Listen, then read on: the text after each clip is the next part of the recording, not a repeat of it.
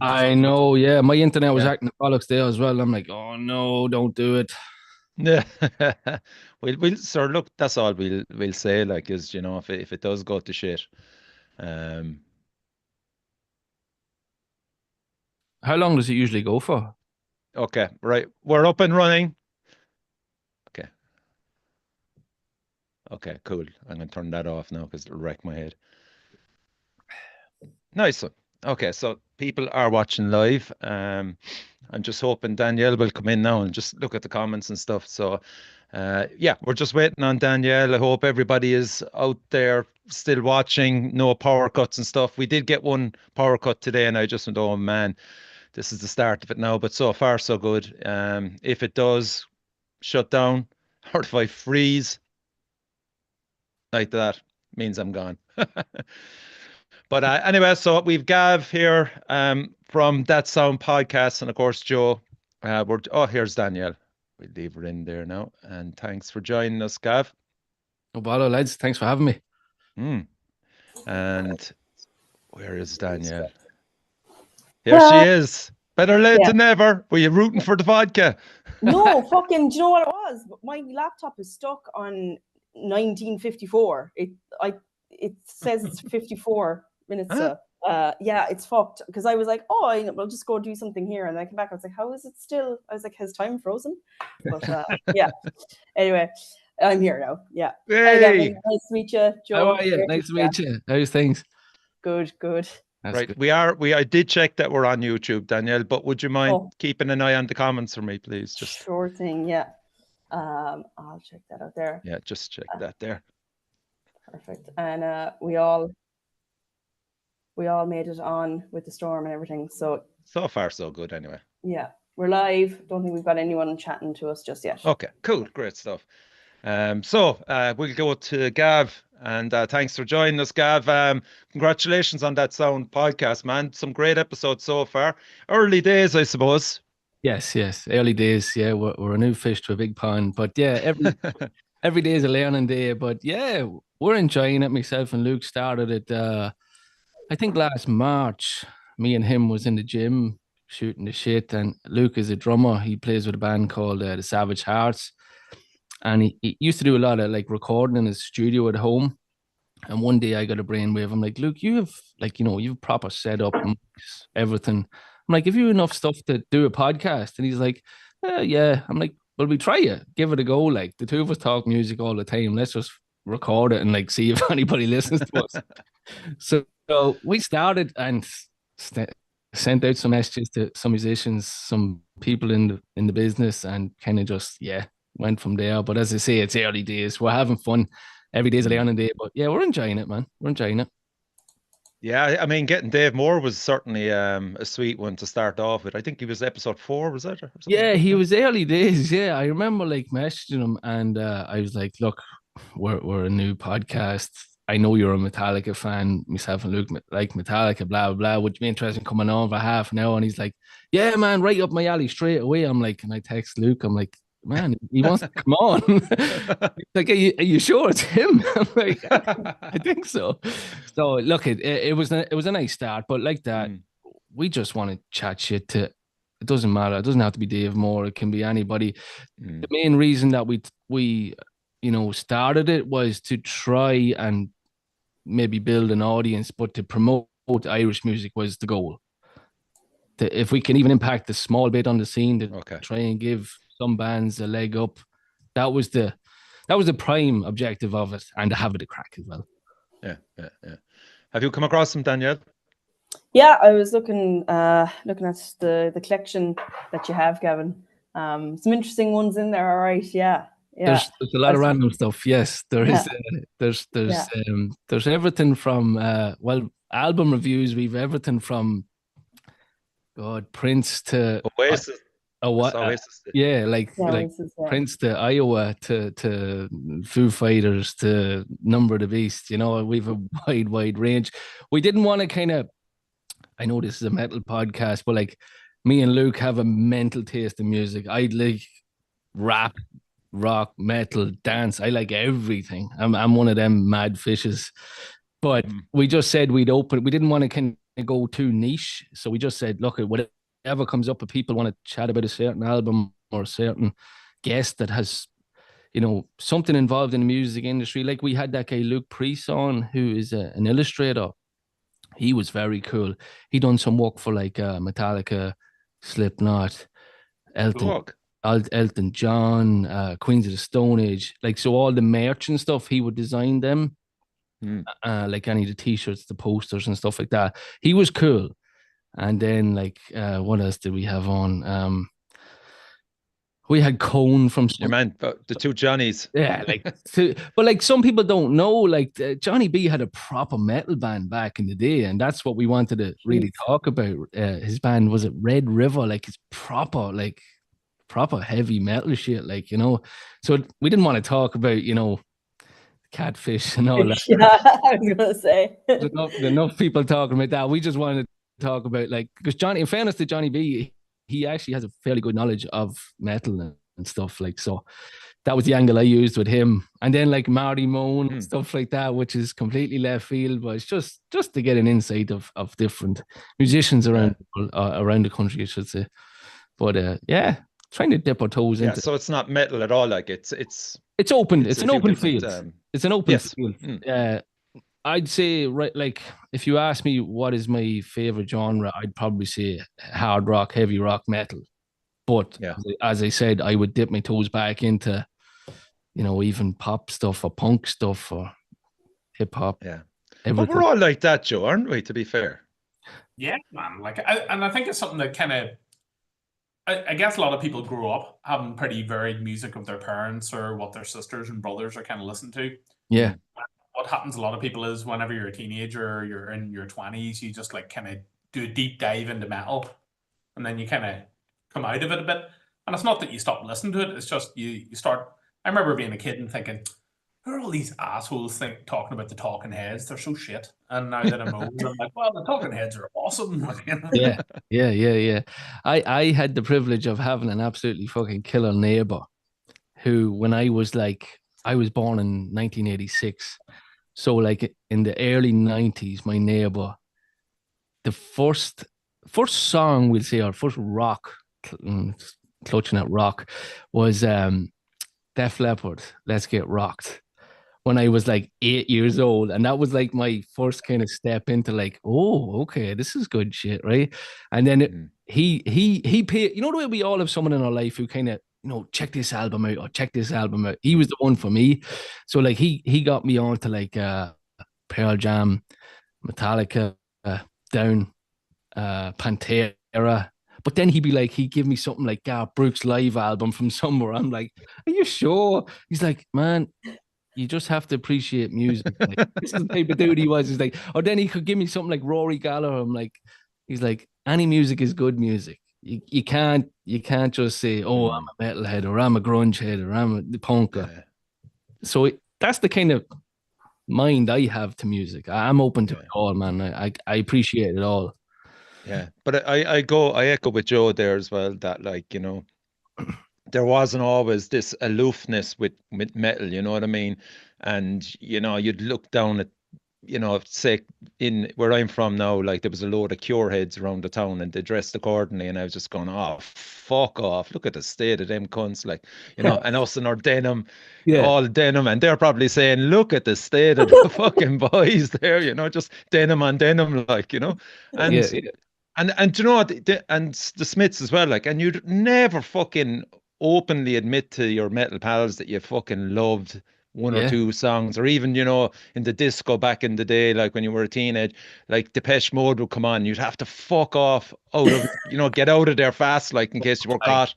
Otherwise you were fucking named and shamed, you know. And now, like, you know, just a bit of fucking common sense and just going, oh my God, what a fool, you know.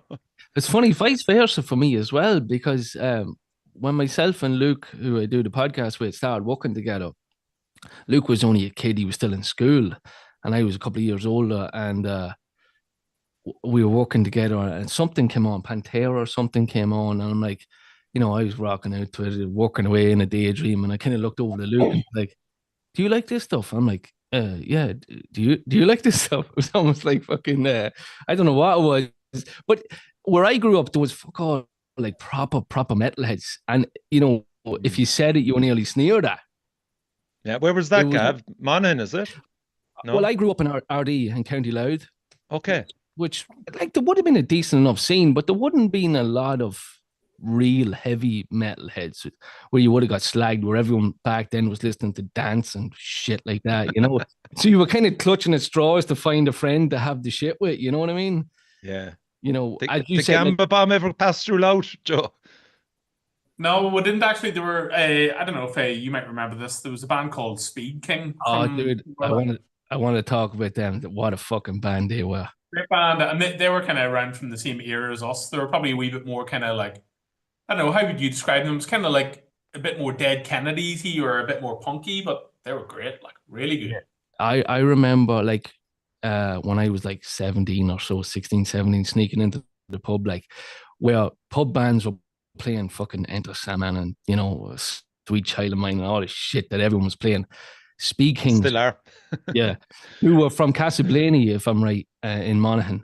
They were coming up playing Cemetery Gates, Cowboys from Hell, Nice. Fate No More, you know, deep cuts of Tin Lizzy and shit that you never heard. And I remember being in the pub just going, holy fuck, man, this is mind-blowing stuff. Like how do I not know this stuff? Like, Enter Sandman, going shit, dude, you know? But yeah, great band. Speed Kings. Ronnie Morgan, I actually still chat to him. He plays out in Abu Dhabi now in pubs and stuff. He's a very good musician too. Fucking hell, that's mad. Mm. What about you, Daniel? Had you mates that you know, like, I mean, where were you born again? Was it Mallow, is it, or Macroom? Me? Yeah. I was born in the Ernville, man. I was born in the Ernville in Cork. Yeah. But like, but where was the home? Was it back in Charleville? Fucking look, give me a break, man. Mallow, Macroom, Charleville. They can all blend into one. All shitholes. Yeah. Yeah, no, like obviously I went to an all-girls school, convent school in Charleville. There was fucking no metalheads really. There was a crew of rockers. They were all older than me, and similar to Gavin when he met Luke, myself and Emma at school. It's like, class. You like one day sitting at the table and somebody said something about, I said something about Slipknot, or she said something about Slipknot. I was like, you like that type of music? It's like, you like that type of music? And like, 20 years later, we're still inseparable. Like but yeah, there was like a crew of, we were called the Rockers. But they were kind of a bit older than myself and Emma, like 2 years older. So we were always like, these guys are so fucking cool. Yeah, I don't think any of them, myself and Emma were chatting about this the other day, I don't think any of them listen to metal anymore at all. Like they're all just normal people and don't listen to it at all. It was a phase, Mom, for them. Yeah. But for us, like, yeah, started off with kind of like Slipknot. Kerrang was a big thing. Do you remember Kerrang TV? That was just like, holy shit, like what is this? When new metal was really big on the scene when I was younger, that was same as that was what was going around. But yeah, I'm fairly confident if you asked anybody that I went to secondary school with in my class, oh, Danielle, what was she like? And she was obsessed with Slipknot. Everybody just knew me. Everyone knew me for Slipknot. It was big thing. Myself and my buddy used to go around with the Parker jackets, all just like I was the artist, so I was able to draw like Slayer live on stage, you know, and all this stuff, and they were just destroyed. And the mother used to go bananas with me, just going, Jesus Christ, that was perfect jacket like 2 weeks ago. Look at it now, like for fuck's sake, you know. I'm going, what's wrong with it, you know? And then you're saving for a back patch, you know, to cover over all the other stuff. It was just like. But like that was just the whole and hands up, like it was just complete snobbery. You know, we never mixed genres back then. It was just like the fucking Goths, the Smiths, all that one side, and then us on the other side, and you know the other people then that used to like pop music. But like, I mean, Gav, that just getting round to my point is that I went to see The Cure in Malahide Castle over Metallica in Slane, like, put it that way. Yeah. Okay. Yeah. Look, as I say, music can do different things at different times in your life. I feel too. It depends on your mood. Depends on what's going on in your life. Like where I find anyway. That's me. Like I could go down the Slipknot fucking route if I'm having a pissy time, or I could listen to Foo Fighters or Queens of Stone Age or The Scratch or fucking somebody Irish by like, you know, Gamma Band or something. Like, it's weird. I find that like that music just kind of, even albums. It's funny, people have got on to me. I don't know about yourself, Richie. Like, if you're chatting about a certain album, you could get a message from someone that'll say, Jesus, you know, I haven't listened to that album in like 15 years, but just listening to you put me back, listen to it. And you know, as we always say, it's that closest thing to that time machine that brings you back to that moment when you listen to that album. You know, that's the power. It is, and it's the memories attached to that album, you know, and because otherwise you wouldn't fucking remember jack shit, especially me anyway. No, I'm the same, man. Like, I can listen to an album, like, say, I remember we reviewed Iowa, and I swear to God, like, it's so fucking weird. Like, I when Slipknot opened for Metallica was that 03 in the RDS? Yeah. Well, it was around then, because I wasn't allowed to go because I was a child, but my parents went. So. Your parents went. Yeah, my mom met Metallica at it. No way. My mom was in the fan club and she met Metallica. Yeah. Nice. I drank a bottle of Southern Comfort that day, and when I reviewed the album, like only like last year, I swear to God, I could smell fucking. Oh my God. Yeah. Did you actually remember the fucking gig? Yes, I remember, because Slipknot walked past me, the whole lot of them. Class. Joey Jordison, the whole lot, and like I'm like, kind of looking at my friend going, is that? He's like, yeah, that just happened. I'm like, holy shit. Where were you? Like, we were inside, right? But what I gathered is that Slipknot left like their fucking whatever room or whatever, and they were just walking on stage. So it was just along the fence. Okay. But they used to have green, you know, like the green stuff on the house fencing, but there was like a gap, and like I remember Joey Jordan just like stopped and like looked at us and like just give us a thumbs up. I'm like, I know I have a liter of fucking Southern Comfort in me, but did that just fucking happen? And that set that day, oh my, I thought I was going to die. I actually thought I was going to die. But I'd do it again. Yeah, it was cool. It was cool. Any comments, Danielle? Is there people after surviving the storm? Yeah, so we've got Alan Fitz, Hello from the Kingdom. Storm is just hitting Ballybonia and batten down the hatches, Alan. And Letty, our own Letty, just commented saying, I love Pantera. Oh, okay.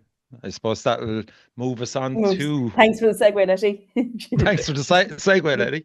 Yeah, so Pantera, 21st of February, Dublin. When it got announced, I was just going, okay, another fucking gig in Dublin.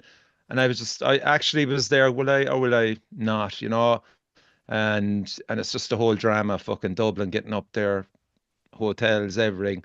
And I kind of just let it go for a day or two, and everybody then was losing their shit over tickets and stuff. And because it was the pre-sale more so than the actual day of it. And all my mates were going, oh, fucking hell, we have to go. And I was just going, And then my mate Timmy just goes, look, do you want the fucking ticket or not? You're saying nothing. And I went, fuck it, go on then. I was just like, But when Power Trip were added to the bill, I lost my shit then. It was just like, fuck. Massive. Just that was it. I was fucking thrilled then. So, you know what I mean? But what about your reactions, Gav, maybe? Yeah, like was it 93 they played the SFX? Yeah. Like I was what, 7, so I wasn't going. But yeah, like the 01 gig as well, a bit of history about that too, like the fact that they stayed in Dublin too and didn't do the gig that year was pretty shitty, I thought. But yeah, look, it's the closest that I'm going to get to see them. I know there's a lot of history, and like, you know, I think it's pretty well aware with fans that they didn't want this. Like Vinny, I think, came out and said that Dimebag and they didn't want to carry it on, and then obviously are carrying on. But I guess it boils down to money and shit, I guess. But Zakk Wylde and Charlie, Charlie, from Anthrax, like It's not Pantera, but it's the closest thing I'm going to get to them. So I'm going to take. You're gonna go.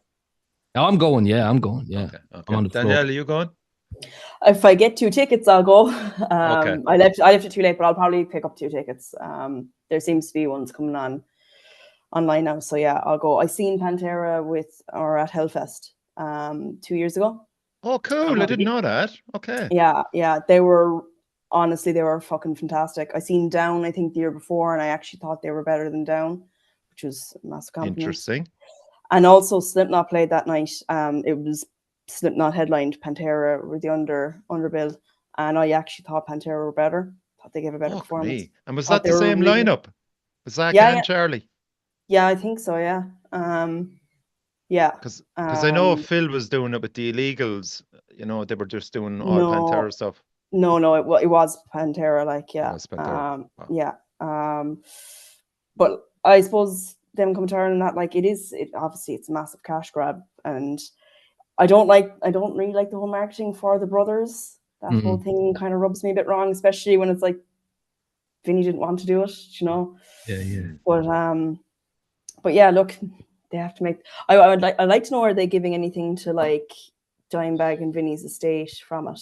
Do you know? There has to be a cut, otherwise There it wouldn't has be to allowed be. to do it. The way it works is that like at least anyway, Dimebag's widow had to give him kind of permission, and I think it might have been like Vinny's girlfriend or whatever inherited his estate or whatever as well. So they had been authorized to do it from, you know, the people who own the estate of the Darrell brothers. But like yeah, it goes back to, you know, would they want it to be happening? You know, definitely not. Very and complicated. Like, my thing outside of that, like, I don't really have a huge problem with stuff like that going on. Like, if I had the money, I would go and see the Eagles or Fleetwood Mac without, you know, whatever essential members. It's not that. It's more kind of like Phil Anselmo has got a pretty handy pass for doing pretty racist stuff in the past, you know. 100%. And like, you know, I guess it's like just also prevalent because, you know, everyone's going nuts about Elon Musk doing Nazi salutes and stuff like that. So it's kind of part of it. And like, this is going to also sound like me being a total elitist, but there's something that like I would not be surprised to see more of that kind of stuff at a Pantera gig. I think it's going to bring out, you know, that kind of element, you know. Yeah, I agree 100%, especially with that element as well. They're the cunts now that will just fucking smash younger gang that are around them. Again, what everyone's talking about here is like having really great memories growing up listening to Pantera, and you know, I gave my ticket back to Tattoo the Planet because they cancelled at it, you know, so obviously they meant enough to me then to say I don't want to go and see this without them, you know. But yeah, like it feels kind of cynical, and it kind of feels like a bit of a pass for him, you know. So yeah. Ironically enough, Power Trip were supporting him. Riley refused point blank to support Supergiant Ritual because of Phil's antics, and was dead against even. Like, I mean, of course, Pantera wasn't the fucking thing back then when Riley was adamant, because like that was a big thing for Supergiant Ritual to bring Power Trip with them on tour. And Riley just said, no, I just feel wrong because of just Phil's antics and the white power supremacist thing. And yeah, that was fucked. Yeah, so yes, Power Trip now are supporting him with, you know, so there's a lot of fucking shit in the background that is conflicting, I suppose, with certain people, with certain fans, you know.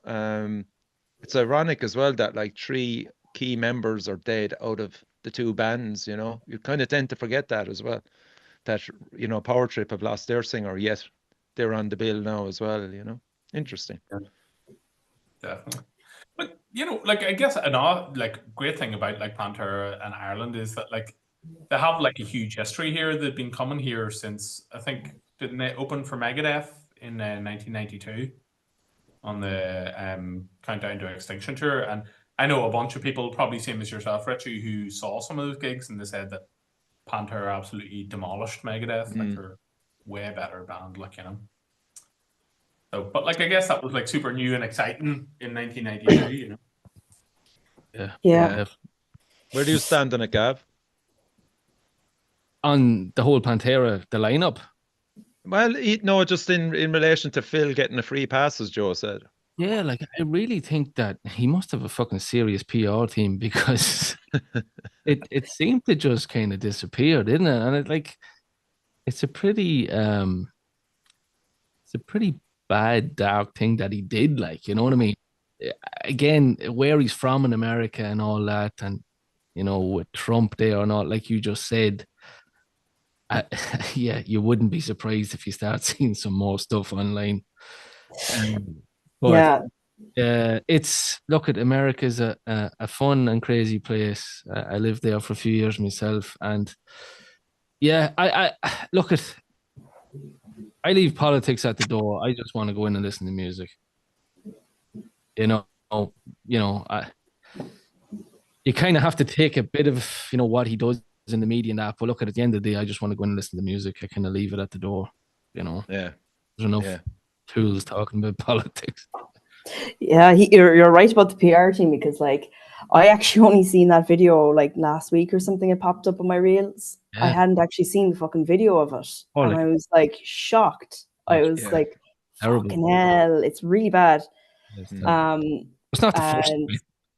Yeah, it's kind of like, Jesus, don't want to be supporting this either. But just in the comments there, Sonic Chronicle, he basically saying Pantera isn't for him, fuck Dublin. But he made an interesting point here. He's like, I wonder if Dimebag would have continued to play the Confederate flag Deans if he was still alive, because that's an interesting point. Yeah, because that's another side that we forget about, I suppose, as well. Is I think he became really synonymous as well for those kind of lightning kind of colored ones. And I guess when guitars were like, listen, we're not going to be able to sell any more of these Confederate ones, they were like, okay, let's buck up the lightning action, like, you know. Yeah. Cash. Oh yeah, but I don't have a problem with that at all. And like, to be honest with you, like, I wouldn't support going to the gig just because, like, I'd be like, oh, that's the kind of guy that dude is. But for me, it's kind of a wee bit like nearly the same as the Marilyn Manson thing, where you're like, oh my God, everyone's really shocked that this really weird guy who smoked his old drummer's bones, went on like a weird pervert and like touched a load of people up. I thought that everybody knew that back in the day, and that was, but I thought it was the same with Pantera. It was like, I thought everyone knew these guys were kind of like, rednecks, like, You find a lot of, I found especially the lead singer for Disturbed this year, can't think of his name, like he got involved with he got involved with the stuff that's going on in Israel and Palestine and all that too, like, and I was kind of going, just leave it, just fucking play your music, he was fucking going and signing the Shell missiles. What? Yeah, holy fuck, he signed them. Israel. Yeah, he's a Jewish guy. Fuck me, I never knew that. I did not know that at all. Did the same as well. What's that, Joe? Quentin Tarantino did the same. He went and visited the Israeli army guys and got photos taken with them and all their tanks and stuff, like so. Fuck. I actually unfollowed Disturbed, and I'm kind of being a hypocrite when I say leave politics at the door, but I actually did unfollow because I was like, no, that's just fucking too much, dude. That's fucking crazy shit, man. Holy fuck, I never spotted that. No, me neither. Thank God for the Irish metal scene, man. There's no, you know what I mean? Like, there's Gamma Bomb fucking flying the flag for Palestine, and at least somebody's doing it from our side. But otherwise, on the Irish metal scene, in fact, gig in Limerick there before Christmas. That was exactly. I was just going to say, like, up to that point, it was just Yee that was, flying the flag, and then John got involved as well with the Palestine for the kids, So I think we're probably a lot more laid back in Ireland because it's, that bit further away, and it just takes the likes of John and Joe and them, just to kind of go, lads, it's actually, come on, like, fucking wake up, this shit is going on. But you know, again, a lot of it is, as you said as well, Gav, it's just like playing the music, enjoying the music, and your Yeah, own. you kind of get deep, you know what I mean? Where sometimes you just want to go in and have a good night and stuff. But I even noticed I caught the scratch in Dundalk before Christmas. And they were doing some stuff as well. But like that, I know this is my opinion. Like, I sometimes I feel I just like I just said, I just want to hear music. I don't want to like on a high and just be like, oh yeah, the world's fucked. You know, just sometimes. But you have to use your platform also. Yes, correct. Yeah. I agree, Yeah. which I agree. Yeah. Any comments there, Danielle? So Emmett just said as well, Power Trip are going to be on Real some in 2018.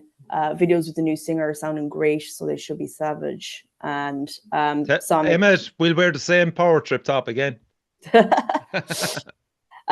Noel says, I'd say he just would have rocked the lightning look, which is true. And then Sonic Chronicles got to go. He loves the pod, but he also said it was easy to remove Marilyn Manson and Disturbed from his playlists. Hated the signing to the missile. Lost all respect for Draymond. Yeah. Rotten. Yeah. I don't know if any of you seen the Marilyn Manson documentary as well. That was no, not yet. Yeah, it was very fucking powerful. All right. Now, who made that, Danielle? Was it him or was it just someone else? No, it was someone else. It was Channel 4. He definitely didn't make it anyway. Okay, I don't know. Definitely not.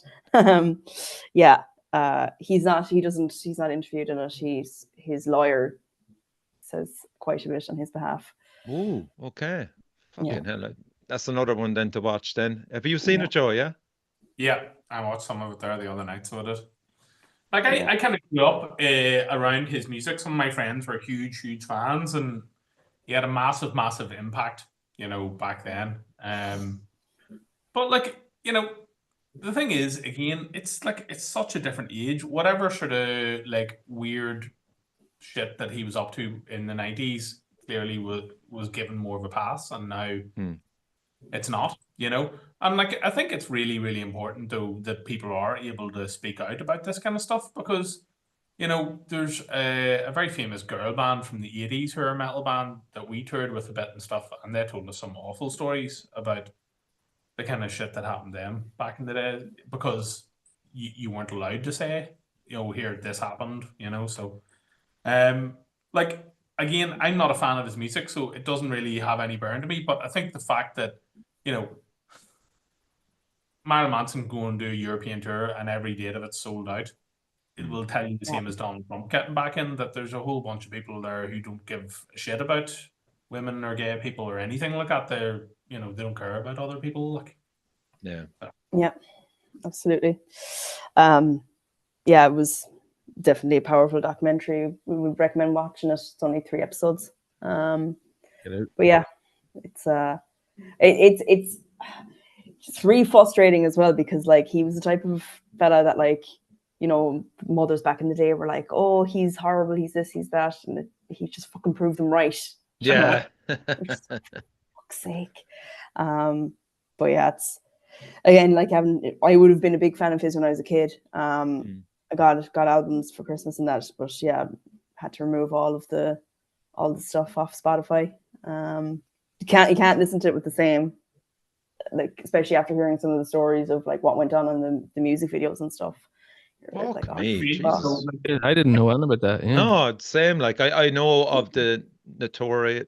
He's notorious, all right, for certain elements that made it to the press. You know, back maybe was it 5 or 6 years ago. His girlfriends were on about what he was doing to him and stuff. But I don't, you know, that's just about what I know about it. You know, but again, was it just alarmism or whatever? But you know, the more it went on then in the press, I was just going, holy fuck, there's definitely smoke to the fire here, you know. But again, it's just buried under a load of other shit, and it, you know, everybody moves on, and as it's down to, it could be down to PR, I don't know, whatever, like. But the fucker never did time in jail, did he? No. There's some stuff. He's still got some cases going on, ongoing cases. So he won't see jail. Not a chance. I think as well, about a year or two before he got done, he threw their bass player Triggy Ramirez under the bus and said, "Oh yeah, he's been abusing women and is like an awful character," which he definitely was. But I think that Manson ended up like paying him off a bunch of money, did not say anything to him because like he didn't come back and say, "Well, he's been doing all this crazy shit as well." It's like, nope. Yeah. Jesus. See you later. What is the name of that documentary? Marilyn Manson Unmasked, I think it is. Okay. And then the next thing that popped up was afterwards suggested for you, Kevin Spacey Unmasked, and I was like, no, I've done enough unmasking now. I can't. But getting back to Pantera, what did you think, Joe, of the replacements for the lads, Charlie Benante and Zach? Charlie Benante is probably like, you know, a really, really, really good choice in the sense that like he's super kind of well known and like he's a kind of methodical player, you know, so that he was going to play everything note for note and stuff. So I think that he did a really good job. And like I seem to remember whenever they started doing it, watching some videos of Zach Wild and being all like, oh, this, like, he's not really the kind of guitar player you want to do this. Like, he's not really that super accurate, clinical kind of guy. But in preparing for watching this or doing this, I watched some of them at Resurrection Fest, and his guitar playing was really good. You know, so like he's a really, really amazing guitar player. And it's strange whenever you have a band like that or like Nirvana, where there was only like they never replaced a bunch of members, so you can't really start rifling through the old ex-members to find new people to replace them. You know, so. But it always comes back to the thing that like. It was always the Darrell brothers, you know, it was their band and their music and stuff. Who knows? They could be sitting above or below saying, well, I'm just glad that my family's estate are making millions out of this, you know? Yeah. You don't know. I suspect not, though. But apparently, Zach is going to be replaced. You know, is it this year? They're already doing auditions for other fucking guitarists to jump in. So Yeah, they're talking about recording an album. no, really? Yeah, there's whispers of that. Jesus. Well, these things start usually out like the Thin Lizzy, whenever they started touring again with the Black Star Riders lineup, the original Black Star Riders record was going to be called Thin Lizzy. And then they were persuaded. Is that Ricky Warwick, is it, or no? Yeah, Ricky Warwick and can't remember who else is in the band. But yeah, so it could be the same sort of thing where they'll be, okay, you know, it probably makes more sense to do this under a different name. But then what do? You bring records out under one name and then tour under another name? Because if they were touring under any other name but Pantera, they'd be playing the Academy, wouldn't they? Yeah. Yeah. 100%. 100%, yeah. Who knows? Like, I mean, because they're still Pantera, they've now landed this fucking amazing tour with Metallica and Suicidal Tendencies around the US. So how much money is that going to fucking make? Gotta be colossal. You'd be surprised probably that they would do a gig, but they'll be making a lot more money on the merch, you know? Oh, yeah. I think the trade-off on the guarantee wouldn't be as huge for doing the Metallica guest thing, because Metallica would just be like, you know, there's some of these bands where they'd just be like, we only pay, I think Ozzy paid Metallica $1,000 a gig, you know, because they were like, that's the maximum amount we'll pay any support band, because it's worth more in terms of exposure or merch sales or whatever, you know. Yeah. Yeah. I've seen some videos of Pantera supporting Metallica in New York in the MSG. Is that what it's called? The big outdoor stadium. And not Madison Square Garden, sorry. The American Football Stadium. It was the new Giant Stadium. The Meadowlands. Jesus Christ, I couldn't think there. But it, like, Pantera were on during the day. Like, it was bright and there was like just people walking to the seat, not giving a shit. Like, and I'm like, like, after all we're after talking about, I'm like, do they deserve that or do they deserve respect? But I kind of was like, God, I think they need a little bit more respect here. But again, it's a support act, you know. So, like, that was one of the weird things. I'm sure you guys were all at the Metallica gig in Slane, or some of you were anyway. Ghost were on during the day, and they obviously had like a cool light show and stage setup. but it like had no effect whatsoever because Yeah. it was just really bright, Yeah. and you're like, oh, that might be cool. Yeah. If it was dark, you know. Yeah, I seen them. It was the year or 2 years Yeah. before that when they headlined Bloodstock, and their show was fantastic, but it was completely lost during the day. Yeah, and they were amazing as well in the Three Arena in Dublin indoor. But yeah, that was definitely the worst performance I'd seen by Ghost. Just Yeah, it's pretty completely. bad, all right. Yeah. All right, Fucking Richie up there on the Ghost. top. You smoke Bah, no humbug. Yeah. Again, though, to But- show how important it is doing these kind of support slots. So, because like Ghost had never played in Ireland and were able to support Metallica and then come back 2 years later and like sell out a 20,000 seater arena, Yeah. you know? Fair play to them. Yeah. Ah, yeah. Fucking sack everybody and just take the money yourself. The bollocks. Comments, anyone? No more comments there now. Yeah. I'm just seeing something here preparing live stream is coming up, so maybe it's fucking frozen now because of the internet. I can still see and he can hear me now, which is the main thing. Yeah, no, we're still good. I think we're still good. Okay. Yeah. Like that's something now I'm glad you brought up, Joe. Merch for this fucking tour. I would be saying the fucking Pantera t-shirts will be €60, hoodies 90, Back there. and maybe if there's long sleeves, probably 70. I'm saying. That's my Jesus Christ. I'd What say a you're not too far. Yeah, it's probably right.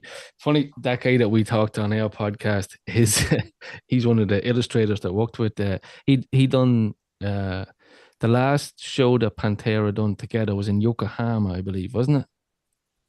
Right. It was in I wrote it down here somewhere actually. August 26th, 2001. And as far as I'm aware, because he was at them in Download, I was chatting to him during the week, and he was saying that the image that he drew is actually behind him on the stage, and it's like digitalized and it like comes to life kind of thing behind them. But it's going to be all over t-shirts, and I'm just saying, when you said merch, I'm like, yeah, I can imagine it's like 50, 60, 70. Yeah. You know, you love to support the bands on merch, especially in Ireland, because that's, you know, what keeps things going. But like Pantera, you're getting how much was the ticket? I can't remember. Was it 70? I can't remember. No, it was more than that. It was Was around, it? Yeah. had to be Yeah. with fucking. I got them early. Let me fucking see. I'm It saying was 80, dynamic. 85. It was dynamic pricing, wasn't it? For Pantera. Was it? I feel like it was, Yeah, wasn't it? I had some mates who were trying to get tickets later in the Yeah. day, and they said that the standing tickets were $200. And I didn't So- hit. Not chance. February. Fuck. As for them Yeah. two pricks in England with their dynamic pricing. Yeah, so from their last Pantera's last tour, from what I can see on Reddit there, this was 2 years ago, and it was 40 for a t-shirt and it was 75 for a hoodie. Yeah. Fuck that. Like, I mean, who's going to be like, there might be 87. people. 87, was it? Yeah. What was that? 87 for Standing. Yokohama? No, sorry, standing in Dublin.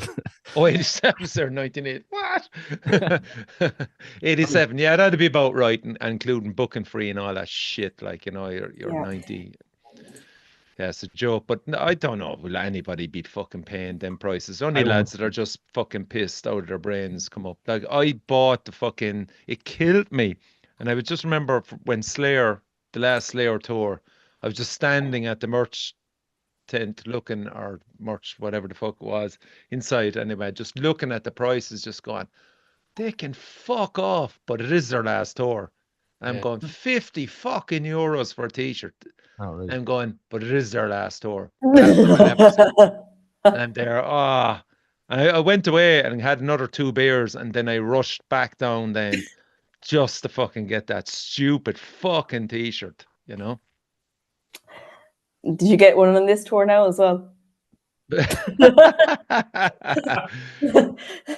I might get a power trip, but again, if it's fucking 40 quid, fuck off, you know what I mean? Jesus Christ. Yeah, that'll be like an interesting one to see. Our Power Trip going to be forced to price match with Pantera, because a lot of the time you kind of have that kind of thing going on where the headliner will insist that the support band charge the same amount for the t-shirts. Oh, really? Yeah, just because obviously, like, if Power Trip t-shirts were $10, everyone would be like, well, I can buy another like 6 beers, or in Dublin 2 beers and buy a Power Trip t-shirt. Like, who knows? Yeah. And how much do the Three Arena take then? Do they take a cut? Yeah. Yeah. What percentage do they take? You'd wonder. It's usually like 20 to 25%. Yeah. And like what they do sometimes is headliner bands will say the venue have given us an opt-out where instead of taking 20% of the merch, we'll take 10 grand or we'll take 5 grand, like a lump sum or whatever. So like whenever we were supporting Overkill and Exodus, they were like, yeah, so they've offered us a lump sum, and it's your cut of the lump sum is $1,000. So if you sell us, give us $1,000, then you can sell your t-shirts, and they'll not take any fee out of them. We're just like, no, we're going to sell our t-shirts outside the venue, beside our van, being all like, outside the Scooby-Doo van. Yeah, it's nuts, isn't it? All that is coming from America, though, isn't it? Surely this fucking idea of charging bands at venues for the selling of the Like, merch. sure, That's surely American. We did talk a wee bit about The Cure earlier on. Like, they had that huge thing last year where they were trying to sell their tickets for $25, and like I think it was the venues and Ticketmaster were adding like 100 Oh yes, fees or something like that. Yeah, Robert Smith stood up to him though. Yeah, he did indeed. Yeah, he's probably one of the very few that does. Yeah. Some people, like I saw Bruce Springsteen put out a thing a couple of years ago and saying that they'd been being kind of too nice for too long and charging people $70, and now that he was old, he was wanting to basically charge what everyone else was charging, 200 quid or something, Yeah. Remember Pearl Jam as well stood up against Ticketmaster, and yet when they roll into town now, it's all fucking Ticketmaster prices. They did do it for around a year and a half, and then just couldn't fucking survive against Ticketmaster ultimately, wasn't it? Just to be an interesting question, I'm going to go and get a beer here, but I'll leave you with this for a sec. Do you think, after all this hoopla about Oasis tickets, are there going to be people on the day selling tickets for 20 or 40 quid, like the way they were with Pearl Jam and the way they were with Springsteen? Like, Yeah, it won't be 20 or 40, man. It'll be a lot more than that. Any man or woman that bought tickets for 400 or 500 deserves a toe in the hole, if you ask me. Yeah. And if I fucking see them up selling tickets, I'd rip it in front of them and be like, "You're an asshole." Yeah. Not even going. I'll buy it off you and rip it and be like, "You're an asshole." Yeah. It's the same fucking shower that are buying them for Coldplay as well. Like, it's just like, fuck off. Like, no matter what industry you're in, no matter what job you're in, I always say like if you can make it, obviously it's a different story when you're but like, make a pound, but don't rob somebody. Like, what's the benefit? What is the benefit of having? And they're like, "Oh, we want to stop touts." You are a tout. You're being a tout. Yeah.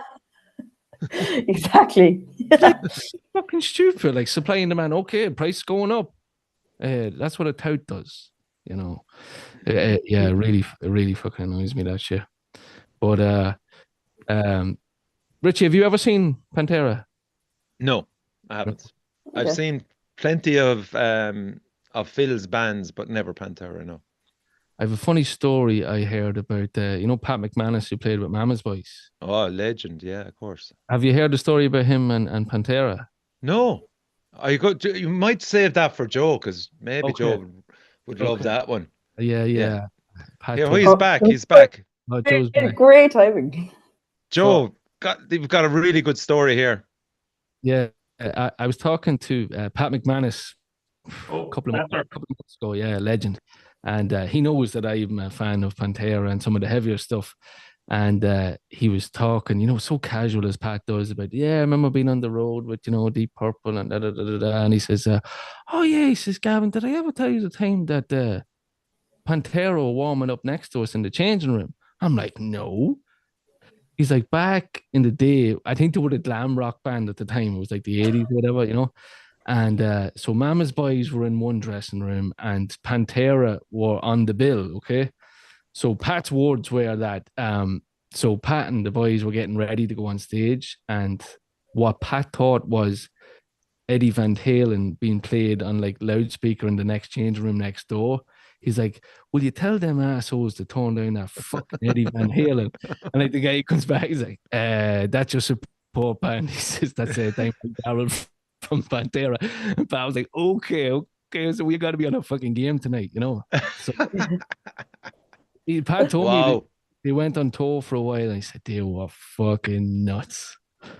He said they were crazy. He said they were fucking crazy. Yeah.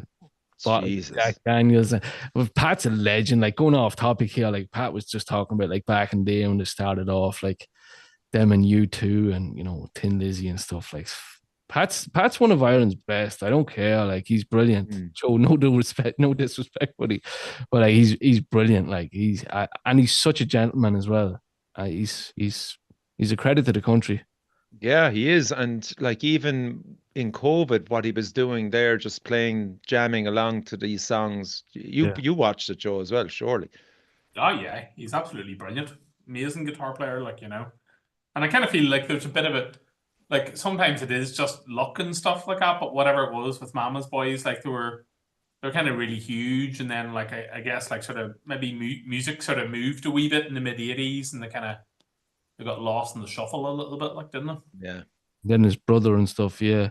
But yeah, he's in a nice little band there. Well, he has loads of projects, as you all know. But I caught him a couple of weeks ago with that new thing when Ireland rocked, and they're playing like all the, you know. Yeah, I'm gonna go to see that next week. What are they like, man?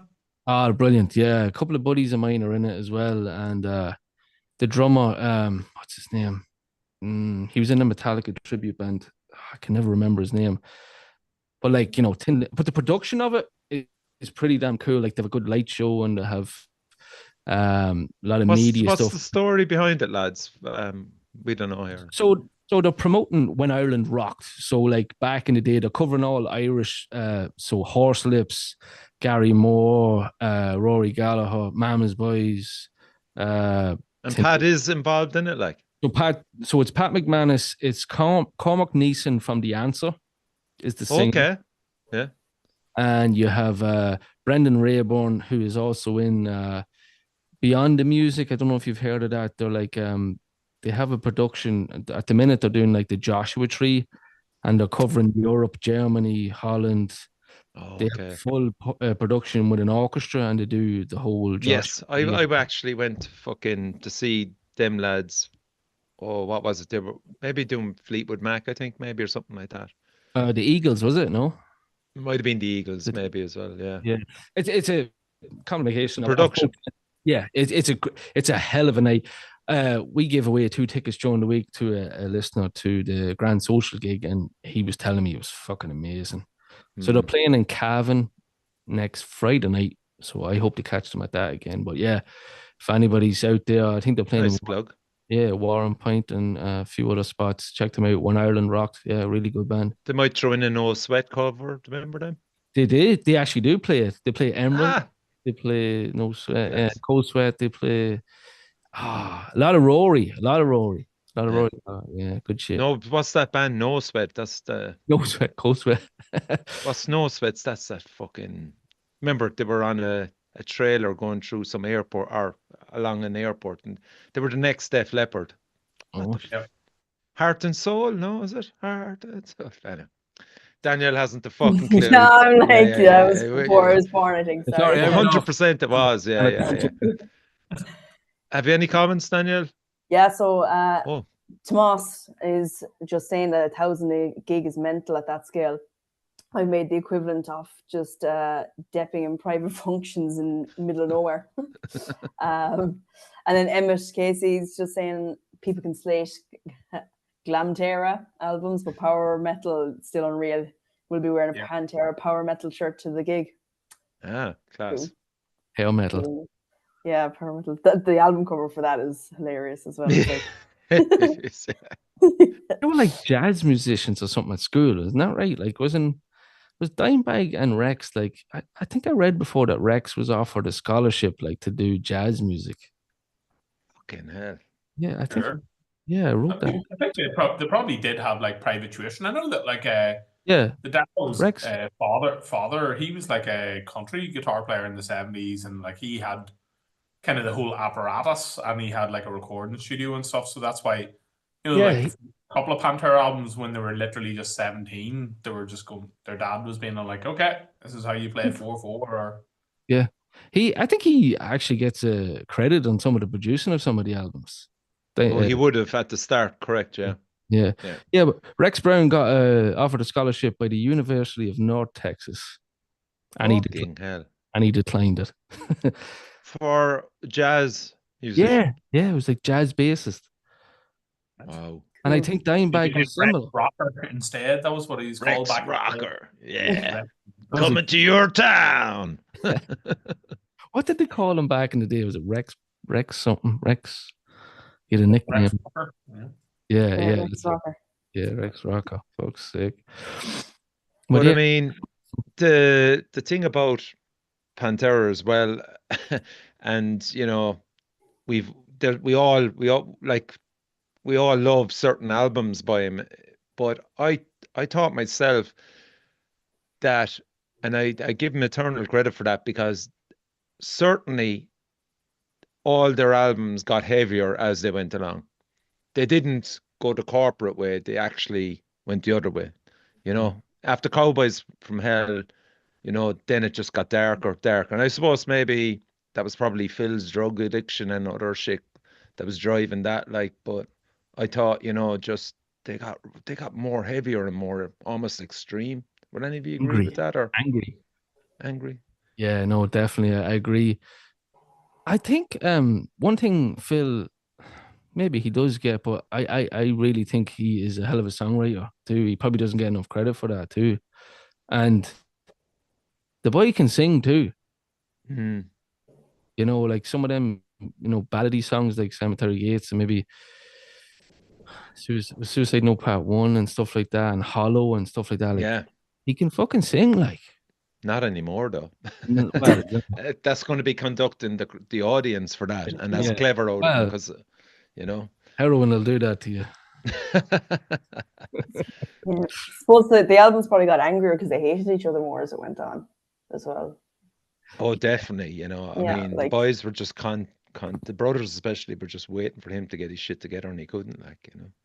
Did any And like watch the the DVD? more extreme. Sorry, go on. Sorry, Joe. Did any ever watch the DVDs, the home movies? Yep. Yeah, that's what kind of got me into Pantera. Me and my cousin, he was mad into. He actually got Cowboys from Hell tattooed, and we were like watching them DVDs, and like the boys were teaching Phil how to play the guitar and stuff in the DVDs, and I feel like you got an insight into that. And even at a young age, I remember watching it, going, "He's a dickhead." You know, Phil. Like, Yeah. he carried himself awful, I thought. But that was just me at like 15 or 16. I could still kind of see, okay, this guy's a bit of a dick. Go on, Joe. What were you saying there? Sorry, Joe. You know, funny enough, bringing up home videos, I remember that being a huge thing around that time, though. Like bands like Skid Row or like Pantera would have these long form videos.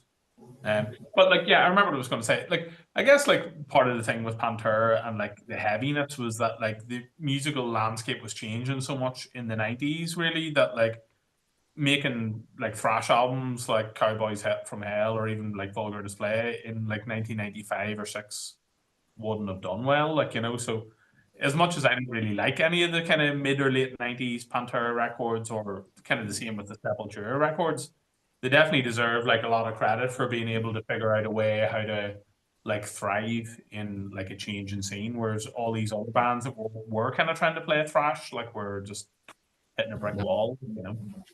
They carried the flag, like. Yeah. The Confederate flag.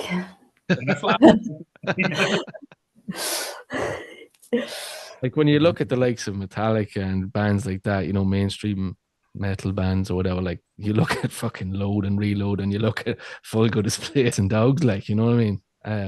But I'd rather listen to Load and Reload than Great Southern Sandkill or Really?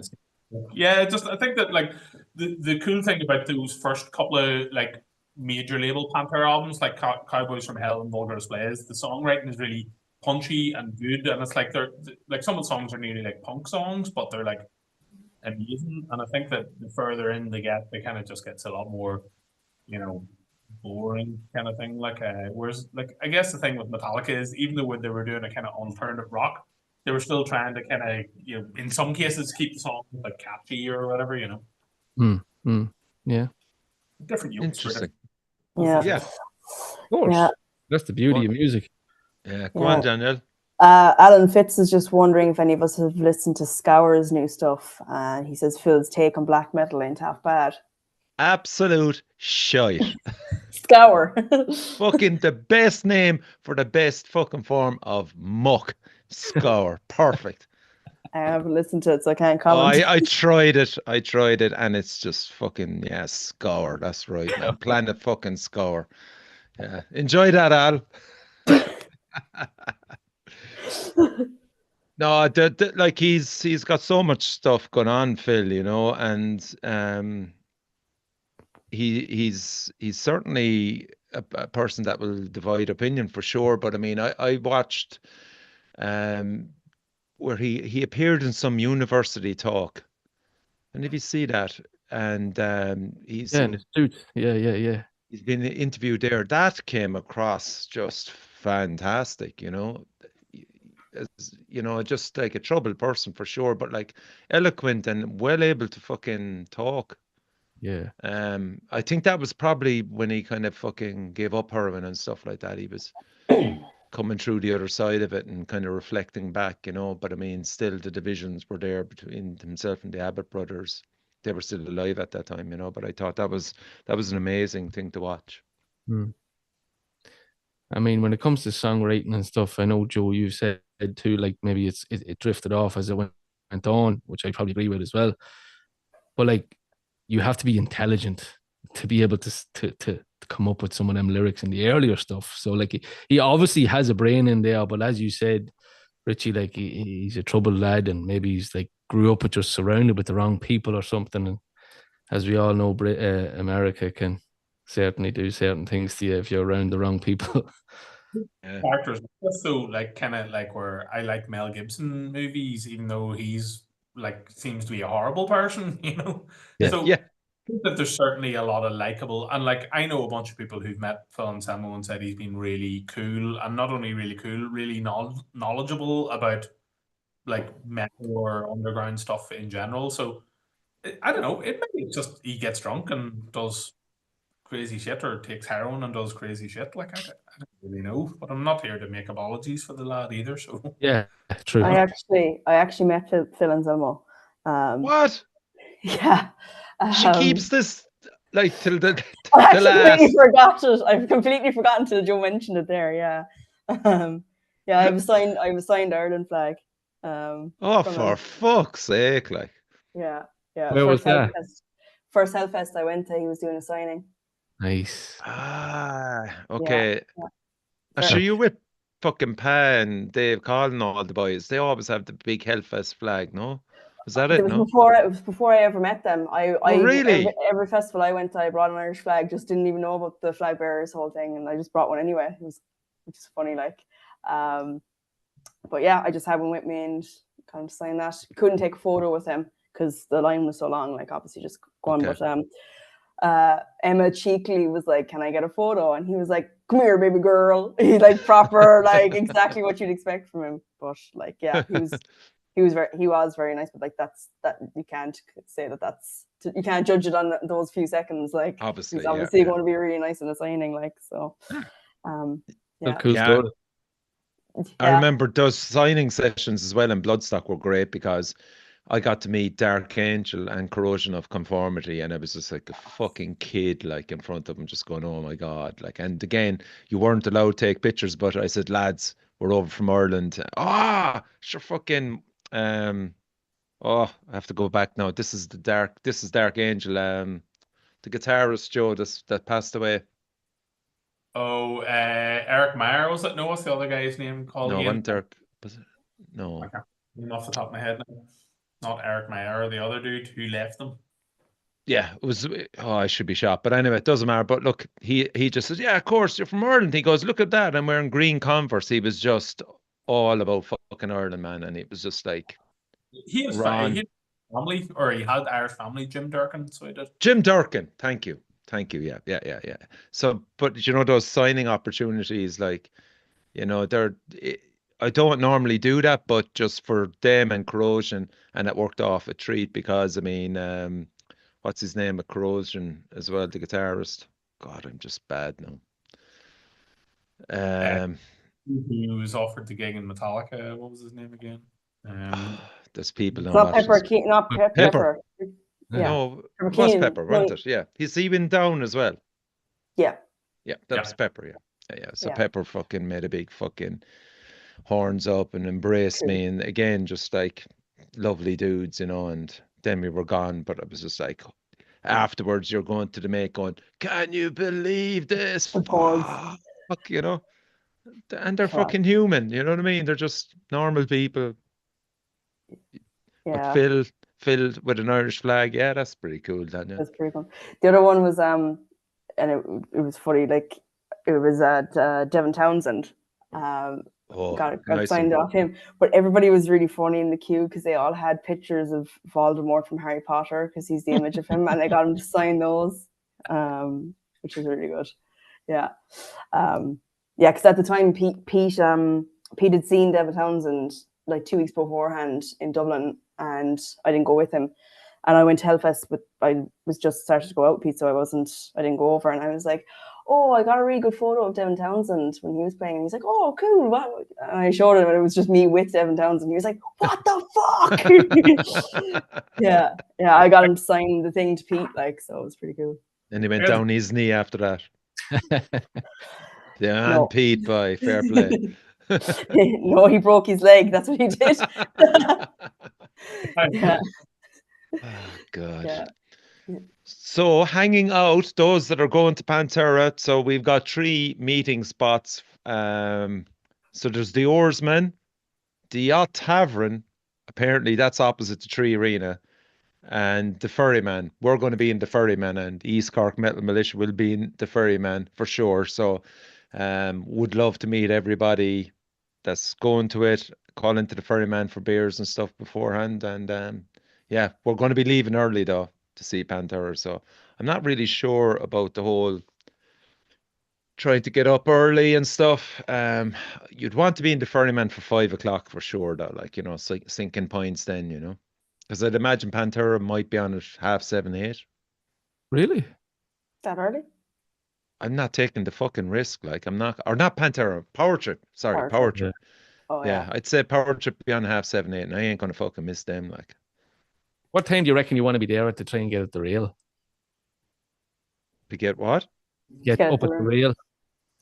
Kind of depends. Like, I'm just thinking from my past experience, like I queued up from 8 o'clock to see Iron Maiden to get to the rail, and I think it was probably about 10 or 11 when I arrived for Slipknot. But you can also just get there and just fly at it, and you might make it up. Like, yeah. There's people there that early in the morning. There was, yeah. Now I was young at the time. Like, What? Holy fuck! You joking me? Yeah, I was there at like 8 o'clock. Yeah, same for Metallica. Yeah. I was thinking 8 o'clock at night. I'm going, what's so special about that? 8 in the morning. Yeah. Now there was fuck all people there at that time. Like, I don't know how I told you that actually, Richie. We were only 17, and we actually stayed at the Ferryman, myself and Emma, the first time we were left off on our own to see Iron Maiden in the arena. We arrived at the gate anyway, queued up at 8 o'clock. Like, class, we had some crack in the queue. Everybody was really nice. It's great. Got to the thing, be like, yeah, I'm going to be at the very front. They're like, these are seated tickets, and we were like. Yeah, but we're so naive. We're like, yeah, but like, you're sure you just let us go in and stand up? And they're like, no, it's not how it works, girls. And you're like, for fuck's sake. That's a lesson learned. That's a hard lesson learned. Oh my fucking God. Classic. Yeah. That rail is a fucking nightmare, man. If you fucking got bladder problems or if you drink beer, well, just forget about it. You can't drink beer or anything like that shit like that. Well, lad, from being up at the front, like a lot of lads just piss into cups. But as a woman, you can't do that. Obviously. I remember being at the, I didn't know what you meant, Gavin, at the rail. I was just going, I don't understand his accent here, so I'll just bluff it here and just, but as you said, at the rail, I remember being at Fela at the rail and just busting for a piss and having, just going down, kneeling down and putting a cup in front of me, right? And you just can't piss kneeling down. No. It's too much pressure on your bladder and it just doesn't work. And this slow clap started from the Oh terrace. no! Oh! This slow clap, and I'm going, and I was just go, oh, come on, come on. And this clap was going, and I still hadn't looked up, and I'm there, oh, fuck, come on.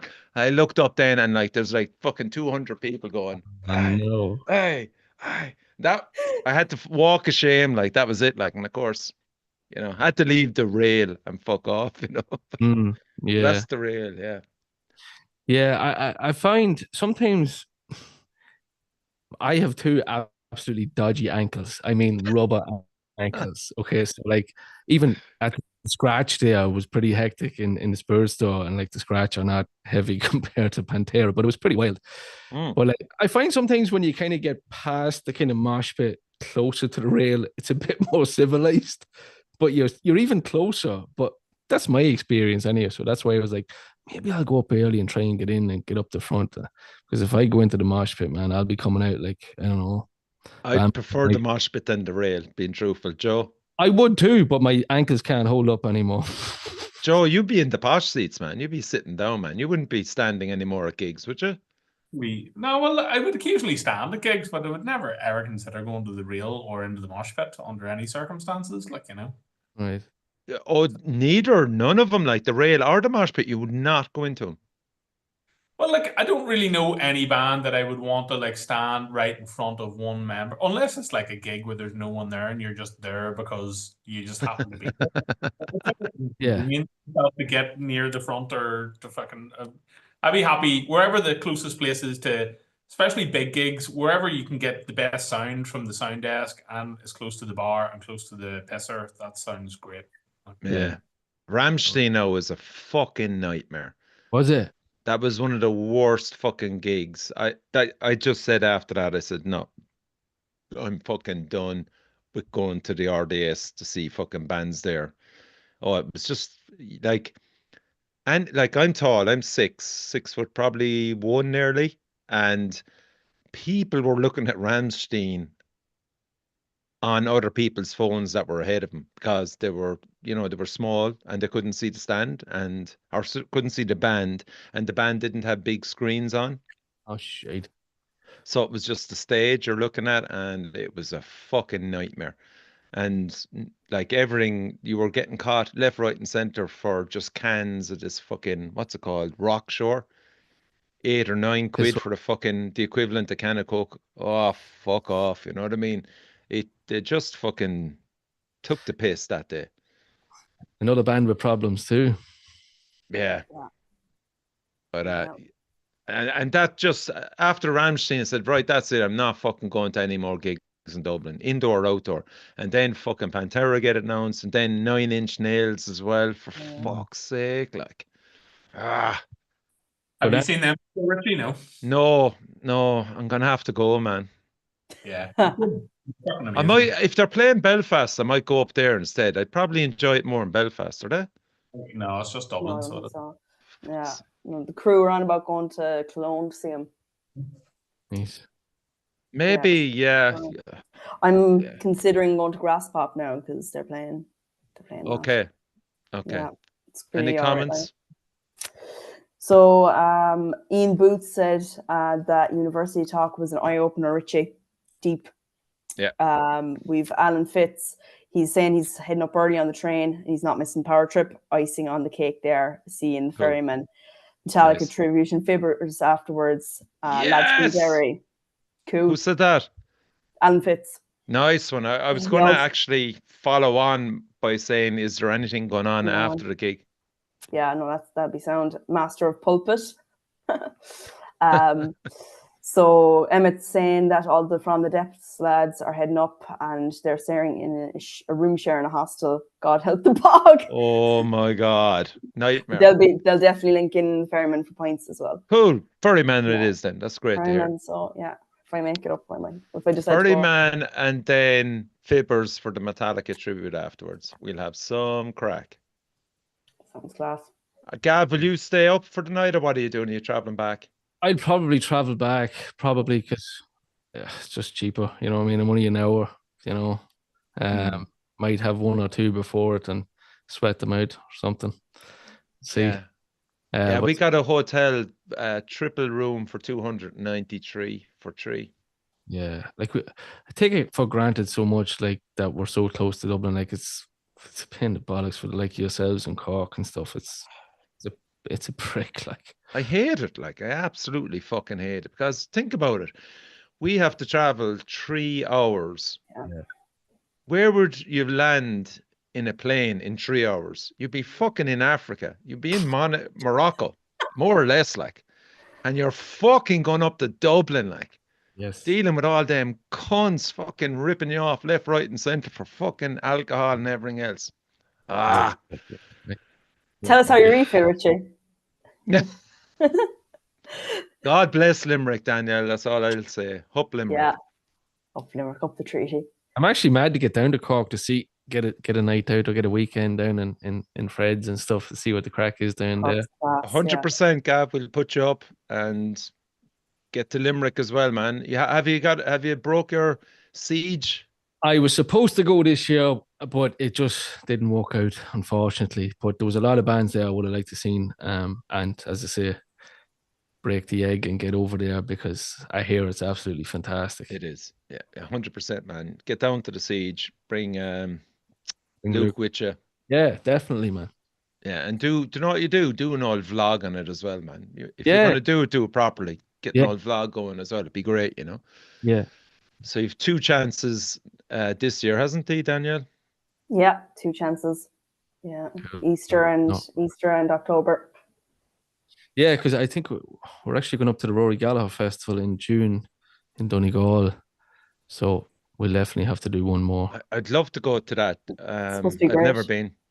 Yeah, I've witnessed it once. Not really going drinking, experiencing it. I was kind of passing through, and I spent a couple of hours and passed on, regrettably. But like, even the buskers, like the overall musicians on the street, even and the bands in the town for free, and that, it's unbelievable. Yeah, people from Germany to Australia to New Zealand to America, Canada, everywhere. People come, like, and you be chatting to people and like, oh yeah, I'm coming like 10 years. I'm like, jeez. Fuck me. And when it's on our island, and we haven't bothered our whole, like, fuck. Yeah. Like there's some good bands there, some American blues artists and stuff like that. And I think there's it's Ballyshannon, isn't it? Ballyshannon, yeah. It's not actually not that far. Well, I don't know what it's from Limerick, but from Cork, it's a hot air balloon ride, all right. Joe, how far from Newry? Yeah, well, it's a mission, really. Like, you know, I suppose like 2.5 hour drive, something like that. We went up probably 10 years ago, something like that. Ernie Morrison was playing. You know what? It would put you in mind of like what Ireland was like in the 80s or 70s with flags and towns. You know, where streets are just full of people, or like a GA event. You know, if you ever went to Clones or something like that, where it's full of people all drinking pints in the streets and good vibes. Like, you know. Very good vibes, I have to say, yeah. And yeah, because everybody's there for the fucking music, like. Oh yeah, man, and there's no little pricks at it too, which the demographic is up a little bit. Suits me. Don't have to listen to little wankers. Love it. I love it. I think the Scratch were more or less fucking spotted there, busking. 100%, yeah, their video went viral from there. Yeah. These were all nice head banging on the street, and it just took off. Yeah, that's brilliant, man. So, any more comments, Daniel, before we wrap it up, before the storm hits? It's like literally pounding the windows fucking here. One last question for Joe from Strangers with Guns. They just want to know what you think of orange amps. He's looking at a CR60. I never played a CR60 before, but yeah, orange amps are pretty good. Pretty good amps, although there are lots of other amplifier makers out there on the market. Okay. That's the most Polish answer I've ever heard, Joe. Fair play. Any sports slots on your Gamma Bomb tour, Joe? Sure, Joe. Come on, Jeff, boy.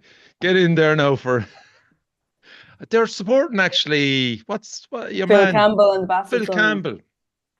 Yeah. Oh, Yeah. good stuff. We'll be seeing that in Limerick. Yeah, Oh, is it coming to Limerick? It is indeed by. Yeah. Oh shit. Okay, I'll go to see that, man. Yeah. Going down to you guys, hopefully. I think is it a end of May or something like that? Yeah, I'll be at that, Joe. That's gonna be class. You got raised by Owl's support. That'll be some crack. Well, so that'll be good old crack, and we're hoping. Wow. Buzzing for that. See that there's going to be some sort of documentary shown and maybe a gig in Cork as well. We don't know at some stage in the summer.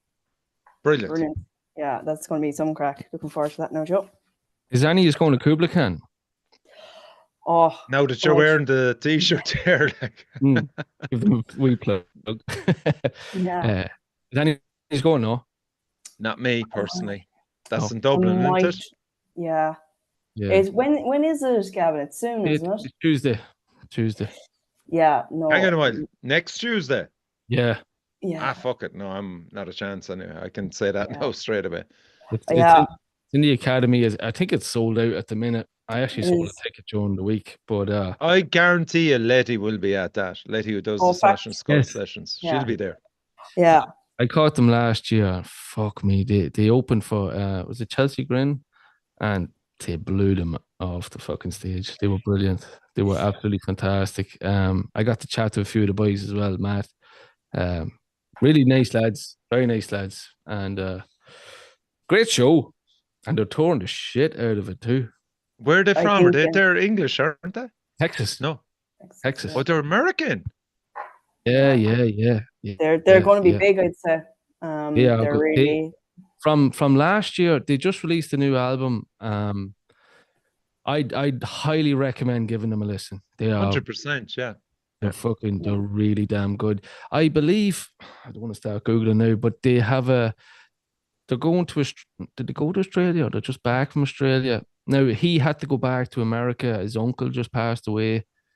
So I'm hoping he's back. They had a lead singer fill in for them over in Austria and Germany. I think they're doing England this weekend. Well, with this storm, you wouldn't know what's going to happen, but hopefully he's back anyway.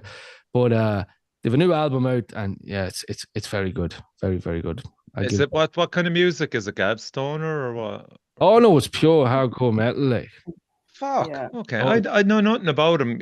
See, I just I'm so caught up in the Irish metal scene.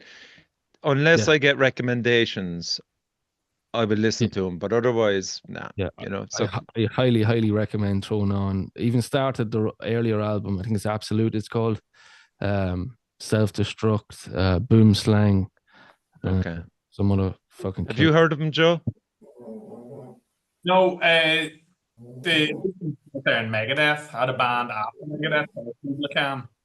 So they did, and I remember whenever this new Kubla Khan started, being all like, "Wow, I can't believe this underground metal band are playing like this. This is really niche and 80s. What the fuck are they doing here?" And then they realized it was some different band. Yeah, they had to put Kubla Khan TX. They had to put TX on the end. Texas. Yeah, okay. Texas. Yeah. The young lads in Limerick love them, Richie. They're okay. Yeah. I would have gone, but it's Tuesday, so save the fair enough. Any more comments before we wrap it up?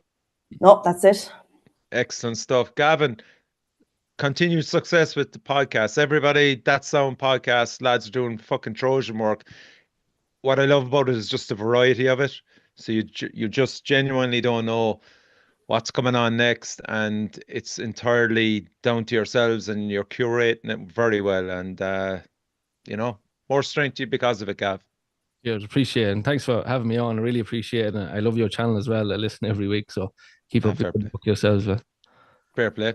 Joe, Danielle, as always, thanks for joining us on this difficult night where the storm is about to rip the roofs off the houses and blah de blah de blah. I've got plenty of alcohol, not so much water anyway. But when the power goes out, alcohol will be drank. And thanks everybody for watching tonight and listening. And I suppose just support your local metal scene. Stay safe out there.